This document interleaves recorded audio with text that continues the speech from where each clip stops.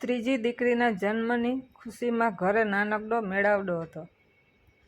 રસોડામાં ગરમા ગરમ ભજીયાની સુગંધ પ્રસરી રહી હતી અને મહેમાનોની હળવી વાતોનો ગુંજારવ વાતાવરણમાં ભળતો હતો. પોતાના 2 દીકરાઓ પર ફૂલાતી સવિતાબેન ચાનો કપ રકાબીમાં રેડતા જરા તિરસ્કાર ભળેલા અવાજે પોતાના દિયર વિરેનભાઈ તરફ ફરીને બોલ્યા, "કેમ દિયરજી, આ ત્રીજી કન્યાના જન્મને વળી કયો ઉત્સવ ગણવાનો? હવે તો બસ કરિયાવર ભેગો કરવા માંડો તો સારું, નહીંતર પાછળથી દોડાદોડી થશે." વિરેનભાઈના ચહેરા પર સૌમ્ય શ્રીમત ફરક્યું. એમણે ભાભીની થાળીમાં પીરસાતા ગરમા ગરમ ગોટા તરફ નજર રાખીને જ કહ્યું, "અરે ભાભી, તમે શા માટે ચિંતા કરો છો? ઘરમાં લક્ષ્મી પધાર્યા છે, એ ખુશી સૌ સાથે વહેંચવી તો પડે ને. અને દીકરીઓ તો પોતાનું ભાગ્ય લઈને જ જન્મે છે, એ તો ઘરને ઉજાડે." સવિતાબેન હોઠ મચકોડીને મૌન રહ્યા, પણ એમનું મન તો હરખાતું હતું કે દિયરને ત્યાં સતત ત્રીજી વાર પણ દીકરી જ અવતરી. પોતાને 2 દીકરા હોવાનો ગર્વ એમના ચહેરા પર સ્પષ્ટ દેખાતો હતો. થોડા દિવસોમાં મહેમાનો પોતપોતાના ઘરે ગયા. હવે ઘરમાં વિરેનભાઈ, એમના પત્ની રાધિકાબેન અને એમની 3 લાડકવાઈ દીકરીઓ. મોટી મીરા, વચલી અંજલિ અને સૌથી નાની જેનું નામ સોઈએ મળીને પ્રિયા પાડ્યું હતું. હતા સમયનું ચક્ર પોતાની ગતિએ ફરતું રહ્યું. વિરેનભાઈ અને રાધિકાબેનની 3 દીકરીઓ એકથી એક ચડિયાતી નીવડી. ભણવામાં તેજસ્વી, ઘરકામમાં માતાને મદદ કરવામાં હંમેશા તત્પર.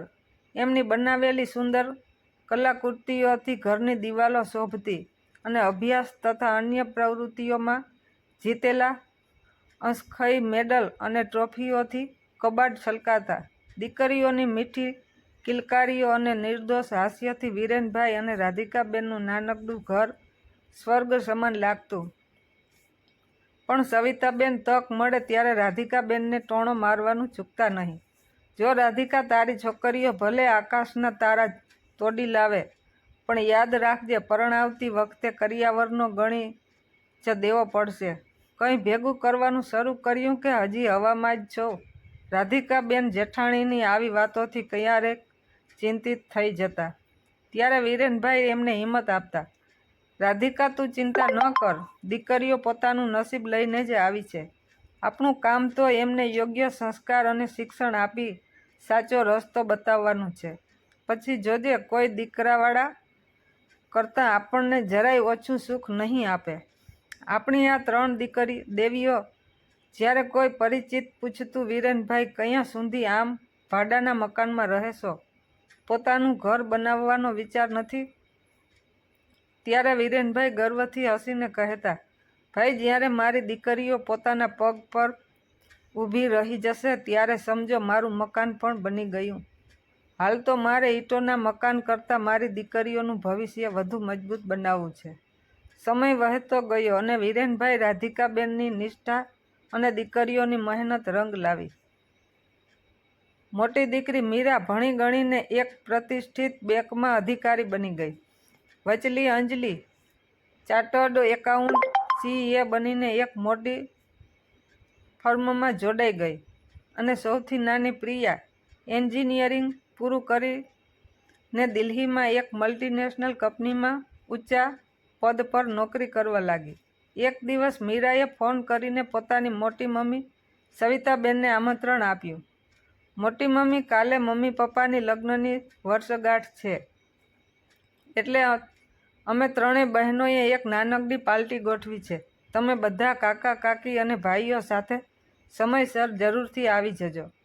3 બહેનોએ ખૂબ જ ઉત્સાહ અને પ્રેમથી બધી તૈયારીઓ કરી હતી. શહેરના એક શ્રેષ્ઠ બેન્ક્વેટ હોલ બુક કરાવ્યો હતો.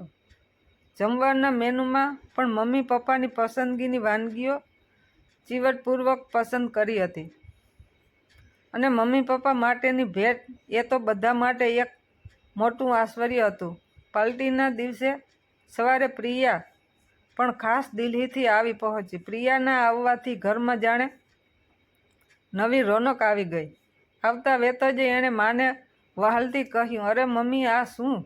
વાળમાં થોડી સફેદી દેખાવા લાગી છે. આમ જ આવી પાર્ટીમાં રાધિકાબેન થોડા શરમાઈને હસી પડ્યા. બેટા, મને ત્યાં કોણ જોવાનું છે? હવે તો તમારા લોકોના દિવસો છે. ના મમ્મી, એમ થોડું ચાલે. ચાલો મારી સાથે. હમણાં જ પાર્લરમાં જઈ અને પ્રિયા લગભગ ખેંચીને જ પોતાની માને શહેરના સારા પાર્લરમાં લઈ ગઈ. હળવો મેકઅપ, વાળથી સુંદર સજાવટ અને એક સુંદર સાડીમાં રાધિકાબેન જાણે 10 વર્ષ નાના લાગી રહ્યા હતા. વિરેનભાઈ માટે પણ એક શાનદાર નવો સૂટ તૈયાર હતો. સૂટ જોઈને વિરેનભાઈની આંખો લાગણીથી ભીની થઈ ગઈ. સાંજ પડતા જ સૌ તૈયાર થઈને હોલ તરફ જવા નીકળ્યા. હોલ મહેમાનોથી ભરાઈ ગયો હતો.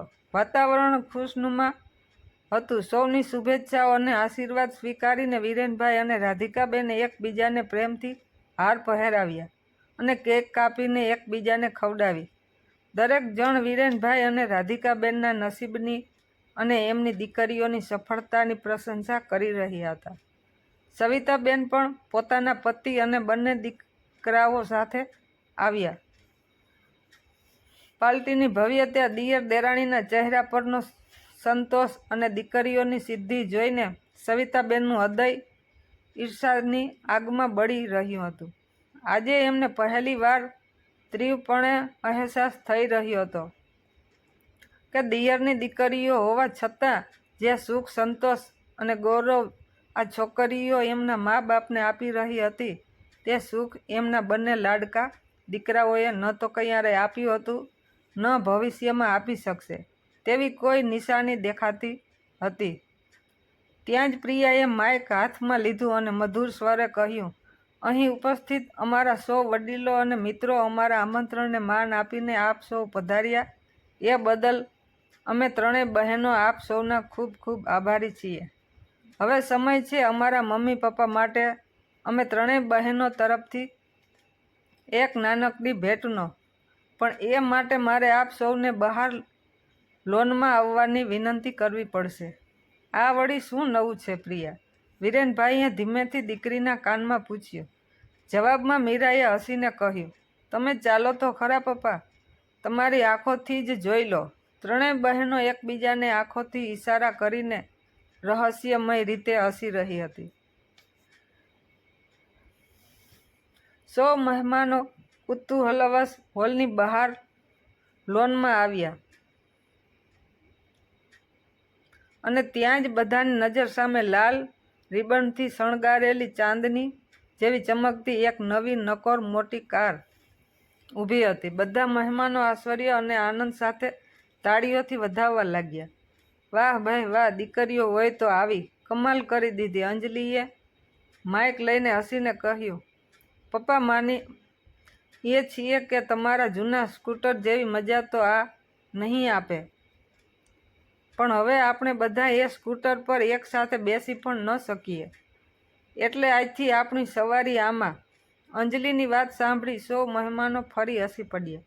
રાધિકાબેન અને વિરેનભાઈની આંખોમાં હર્ષના આંસુ હતા. એમનું માથું આજે ગર્વથી ઊંચું હતું. સૌએ ફરી ફરીને એમને અભિનંદન આપ્યા અને દીકરીઓની પ્રશંસા કરી. સવિતાબેન પણ છેવટે અભિનંદન આપવા નજીક ગયા. થોડા સંકોચ સાથે બોલ્યા, ખૂબ ખૂબ અભિનંદન હો દિયરજી, દીકરીઓએ તો કમાલ કરી, નવી ગાડી ભેટ આપી દીધી. હવે બીજું શું જોઈએ? વિરેનભાઈએ એ જ સૌમ્ય શ્રીમત સાથે પણ આજે અવાજમાં એક નવી ખુમારી સાથે કહ્યું, સાચું કહ્યું ભાભી, હવે બીજું શું જોઈએ? જ્યારે ભગવાને આવી દીકરીઓ આપી હોય, મેં કહ્યું હતું ને ભાભી, દીકરીઓ પોતાનું ભાગ્ય જાતે લખીને આવે છે. અહીં તો જુઓ, આ ત્રણેય તો મારું ભાગ્ય પણ સોનાના અક્ષરે લખી દીધું. મને સ્કૂટરમાંથી ઉઠાડીને સીધો કારમાં બેસાડી દીધો. પોતાના દિયરના આત્મવિશ્વાસથી ભરેલા શબ્દો સાંભળી સવિતાબેનની નજર બાજુમાં જ ઊભા રહીને આઈસ્ક્રીમની મજા લેવામાં અને મોબાઈલમાં વ્યસ્ત પોતાના જુવાન જોધ પણ બેફિકર દીકરાઓ તરફ ગઈ. એક ક્ષણ માટે એમને પોતાના દીકરાઓ સાવ નમાલા લાગ્યા. આજે દીકરાની મા હોવાનો એમનો વર્ષો જૂનો અહંકાર અને ગર્વ ભાંગીને ભૂકો થઈ ગયો હતો.